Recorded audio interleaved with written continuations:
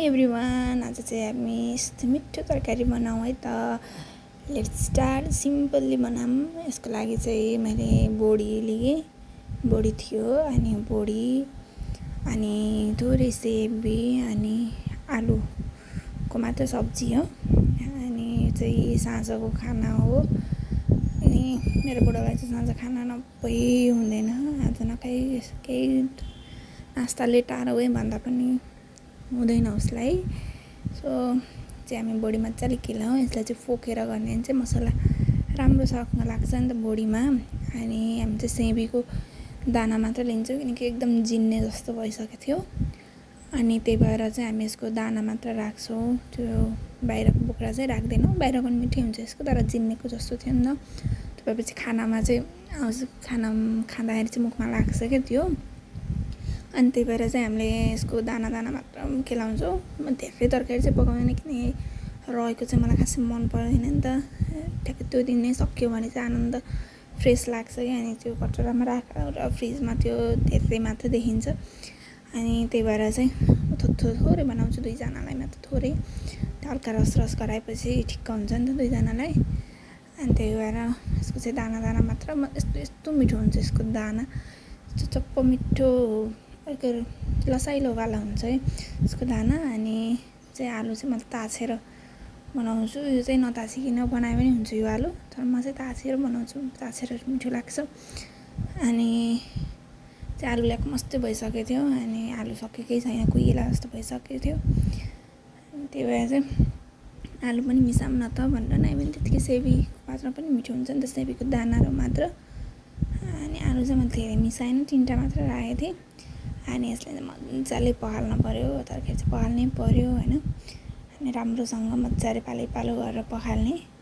म चाहिँ दाना सेबी पनि पखालेर भइसकेपछि चाहिँ बोडीमा नै मिक्स गरेर राखेको थिएँ। अनि आलु पनि मजाले पखालौँ, यसमा स्टार्च जान्छ नि त।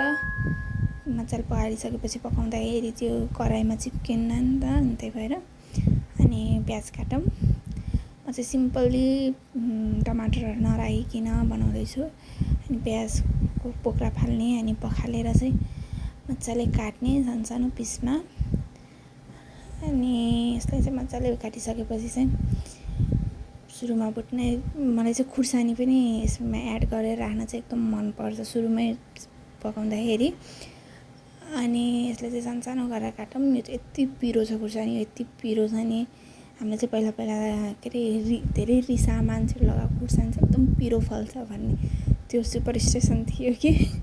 खुर्सानी त आफ्नो हो नि त, कोही पिरो हुन्छ कोही पिरो हुँदैन। हामी चाहिँ त्यो भन्थ्यौँ कि सानोमा। हामी चाहिँ त्यही भन्थ्यो कि घरमा। अनि मजाले आलु पनि भुटौँ। अनि सेबीहरू राखेर चाहिँ यसलाई आनन्दले भुटौँ। Yummy, yummy, yummy, yummy meal time. Yummy, yummy, yummy, yummy meal time. अब यसमा चाहिँ बेसिक मसला एड गरौँ, गरम जिरा धनियाँको पाउडर अनि बेसार अनि नुन, आफूलाई कतिको मनपर्छ नुन त्यतिको राखेर चाहिँ मजाले चलाऊँ। अनि ढाकेर चाहिँ यसलाई पाक्न दिउँ। अनि हामी चाहिँ यता साग केलाम, चाहिँ साग पनि पकाउने भन्नु।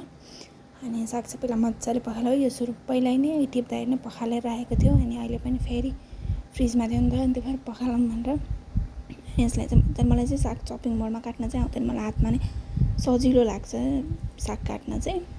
यो साग चाहिँ यस्तो मिठो, तर तितो थियो, कस्तो मिठो अर्कै स्वाद थियो यसको। अनि यसलाई मजाले काटौँ।